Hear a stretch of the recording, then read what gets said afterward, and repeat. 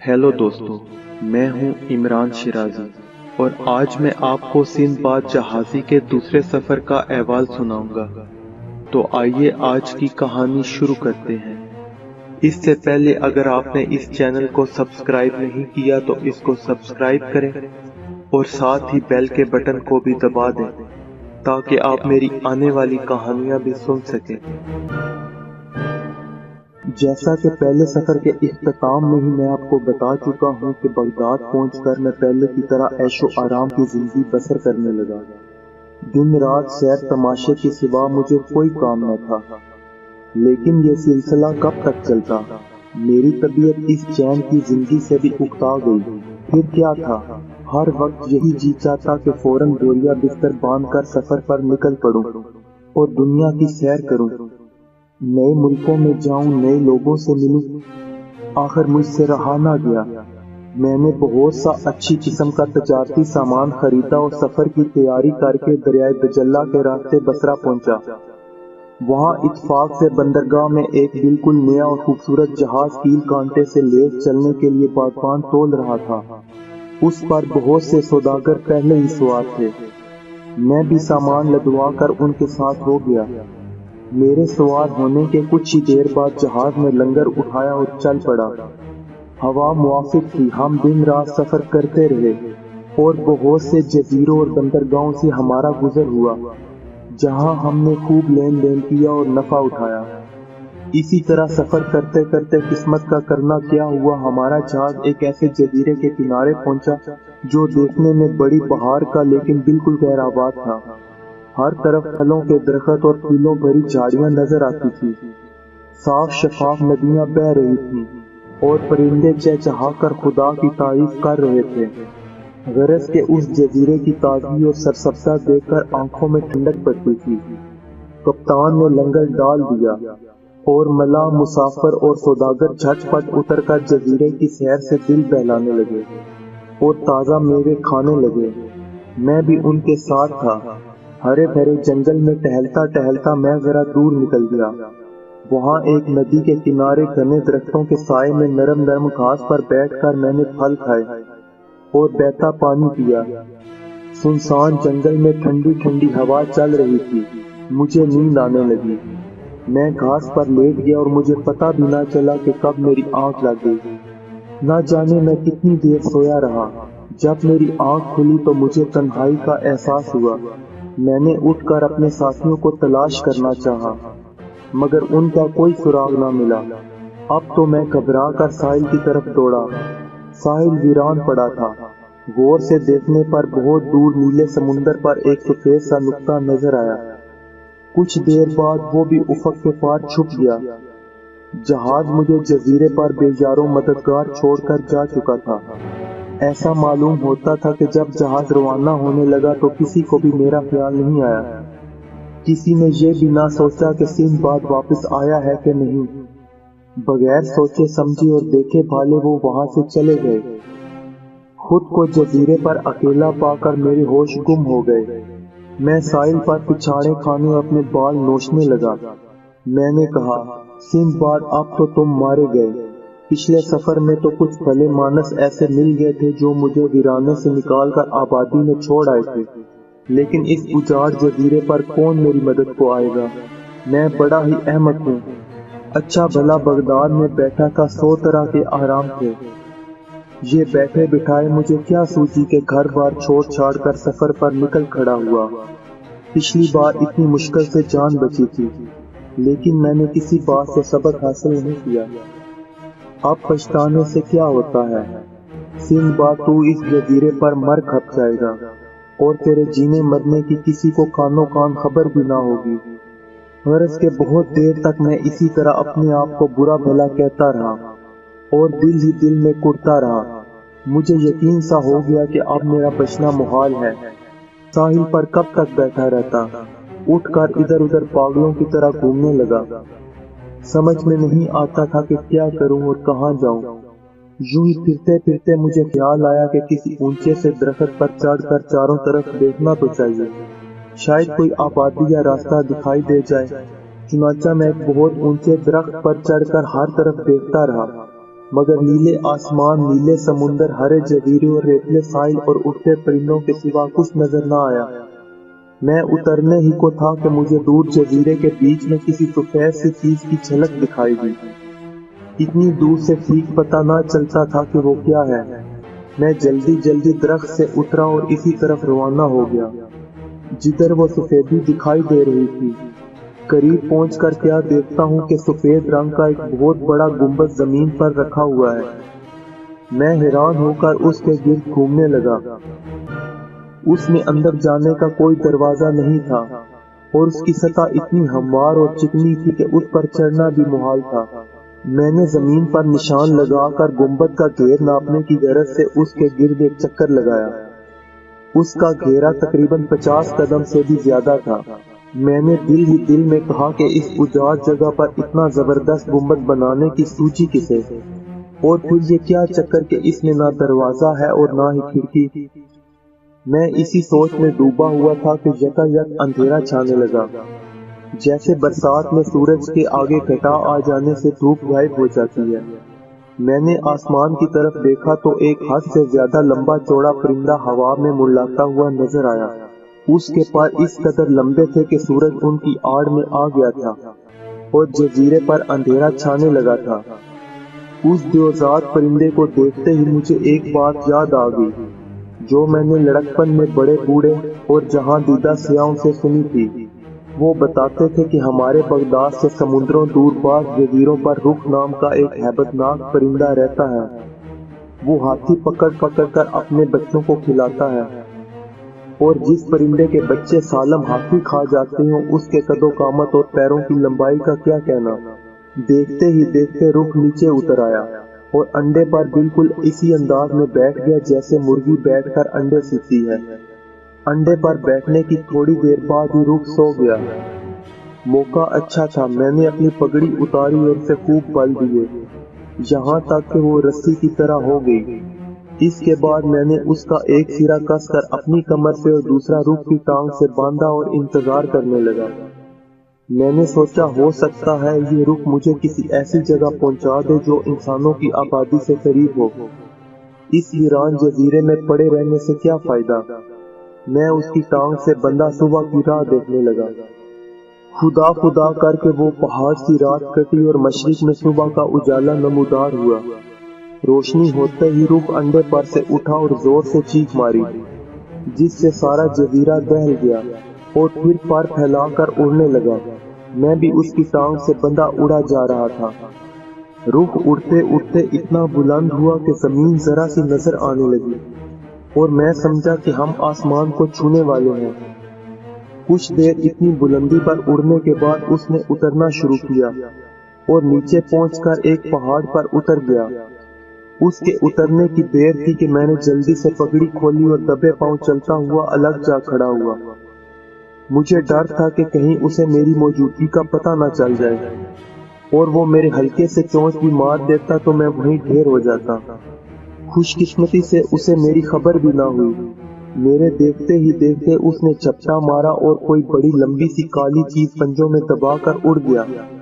मैंने गौर से देखा तो पता चला कि रुख एक जबरदस्त अजगहे को उठाकर लिए जा रहा है। रुख के जाने के बाद मैंने अपने इर्द गिर्द नजर दौड़ाई और देखा तो मैं एक पथरीली ढलान पर खड़ा हूँ।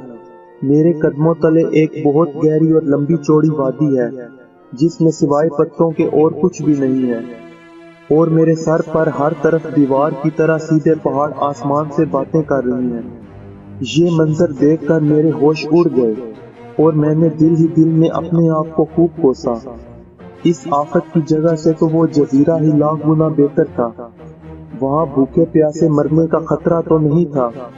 यहाँ इन पहाड़ों पर और इस काले पत्थरों की वादी में पेट भरने और प्यास बुझाने की कोई सूरत नजर नहीं आती थी।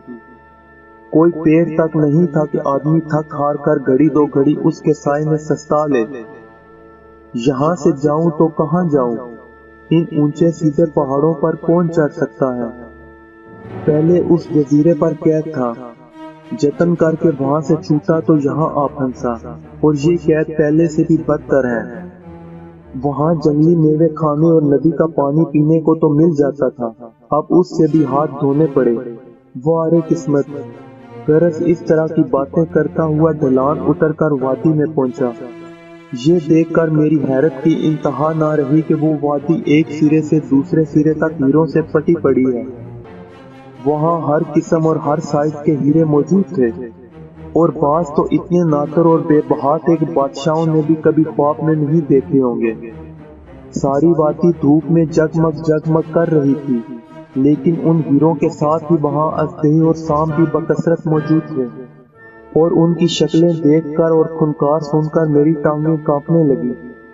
बाज अजदहे तो इतने मोटे और लंबे थे कि जैसे ताड़ के दरख्त का तना, और अगर हाथी भी उनके सामने आ जाता तो वो उसे एक ही सांस में निगल लेते। मेरी जान उनसे इस तरह बची कि उस वक्त वो तेजी से रेंग रेंग कर अपने गारों और बिलों में जा रहे थे। दिन के वक्त वो रुखों के डर से छुपे रहते और रात को बाहर निकलते थे। अजदहों के डर से मेरी भूख प्यास उड़ गई। मैं सोचने लगा कि रात में उनसे मेरी जान कैसे बचेगी। कुछ देर बेकार घूमने के बाद मैंने कोई ऐसी जगह ढूंढने की कोशिश की जहां छुपकर मैं रात बसर कर सकूं। शाम के वक्त एक अलग थलग सी जगह पर मुझे एक गार नजर आया। उसका दहाना बहुत छोटा था। मैंने तय किया कि इसी गार में मुझे पनाह ले लेनी चाहिए। मैंने उसमें दाखिल होकर दहाने को एक भारी पत्थर से बंद कर दिया ताकि बाहर से कोई ना आ सके, और इत्मीनान की सांस ली। जब मेरी आंखें अंधेरे से मानूस हो गई तो मैंने गार को देखना भालना चाहा। मैं चंद कदम ही चला था कि गार में परली तरफ एक बहुत बड़ा अजदहा नजर आया, जो अपने अंडों पर कुंडली मारे बैठा था। मेरे रोंगटे खड़े हो गए और अंदर की सांस अंदर और बाहर की बाहर रह गई। समझ में नहीं आता था कि अब क्या करूं। बाहर जाऊं तो खतरा, अंदर रहूं तो खतरा। आखिर मैंने सोचा कि अपने आप को अल्लाह के रहमो करम पर छोड़ देना चाहिए। उसे बचाना मंजूर होगा तो बचा लेगा। ये सोचकर मैं वहीं पर बैठ गया और सारी रात आंखों में ही काटी। डरे हुए आदमी को नींद क्या आती। सुबह होते ही पत्थर हटाकर मैं लुढ़खुड़ाता हुआ बाहर निकल आया। एक तो मैं भूखा प्यासा, दूसरा 2 रातों से सोया भी नहीं था, तीसरे जान के डर से बेहाल था। गरज टांगों में सख्त ना रही थी। बगैर किसी मकसद के गिरता पड़ता एक तरफ चला जा रहा था कि गोश्त का एक लोथड़ा चट्टानों से लुढ़कता हुआ मेरे सामने आ गिरा। देखा तो मालूम हुआ कि ज़बह की हुई और खाल उतरी हुई भेड़ है। मैंने इधर उधर देखा, कोई आदमी नजर ना आया। पता ना चल सका कि ये माजरा क्या है और भेड़ किसने किस लिए नीचे फेंकी है। सोचते सोचते मुझे एक बात याद आ गई, जो मैंने कई बार सियाहों और सौदागरों की जुबानी सुनी थी।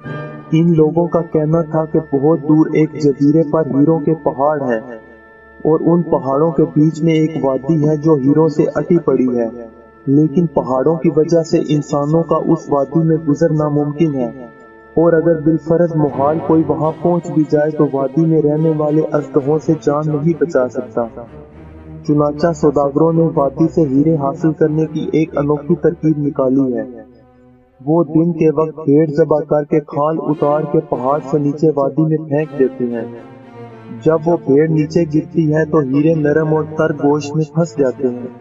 दोपहर को जब उकाब और सीमुरग शिकार की तलाश में निकलते हैं तो भेड़ें उठाकर अपने अपने घोंसलों में ले आते हैं। उन्हें घोंसलों में उतरता देखकर सौदागर शोर-ओ-गुल मचाते हुए उनकी तरफ दौड़ते हैं। उनके शोर से घबरा कर परिंदे भेड़ों को छोड़ छाड़ कर उड़ जाते हैं। उनके जाने के बाद सौदागर भेड़ के गोल से हीरे चुनकर हंसी खुशी अपनी राह लेते हैं। ये बात याद आते ही मैं समझ गया कि भेड़ क्यों फेंकी गई है। फौरन ही मुझे उस डरावनी वादी से निकलने की एक तरकीब सूझी। मैंने दौड़ भाग कर उम्दा उम्दा हीरे उठाए और जेबों में भरने शुरू कर दिए। जब जेबें भर गई तो मैं उन्हें आस्तीनों में इकट्ठा करने लगा। इस तरह सैकड़ों हीरे जमा करने के बाद मैंने पगड़ी उतारी और अपने आप को खूब मजबूती से भेड़ के साथ बांध लिया। फिर मैं भेड़ के नीचे लेटकर इंतजार करने लगा। दोपहर होने वाली थी, इसलिए मुझे ज्यादा इंतजार ना करना पड़ा। एक सी मुर्ग ने आकर झपट्टा मारा और भेड़ और मुझे ले उड़ा। उड़ते उड़ते वो पहाड़ की चोटी पर जा उतरा।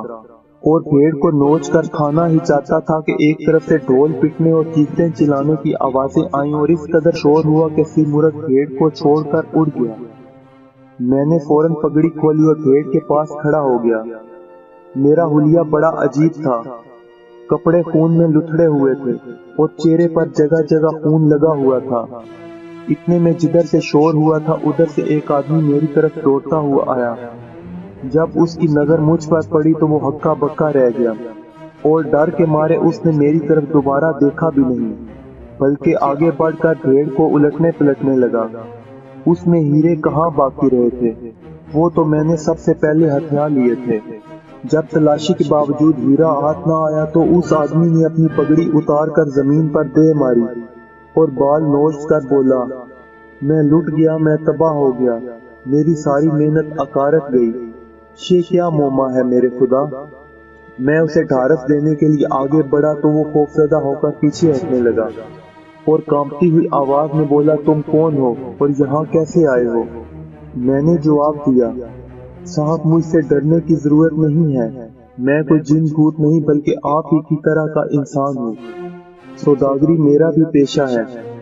अगर आप मेरे इस पहाड़ पर पहुँचने का किस्सा सुनेंगे तो दंग रह जाएंगे और कहेंगे कि वाकई ऐसी बातें तो कभी ख्वाब में भी नहीं देखी। मेरा किस्सा इंतहाई हैरत अंगेज है, लेकिन इससे पहले कि मैं उसे बयान करूं, आप मेरी तरफ से ये तोहफे के तौर पर हीरे कबूल फरमाएं, जो मैं अज़दहों की वादी से चुन कर लाया हूँ। ये कहकर मैंने बहुत से कीमती हीरे उसे पेश किए। वो उनकी चमक दमक, वजन और खूबसूरती देखकर हैरान रह गया और मुझे दुआएं देने लगा। हम अभी बातें कर ही रहे थे कि उस सौदागर के और साथी भी आ पहुंचे। उन सब ने मेरे गिर्द मजमा लगा लिया और मेरी कहानी सुनने लगे।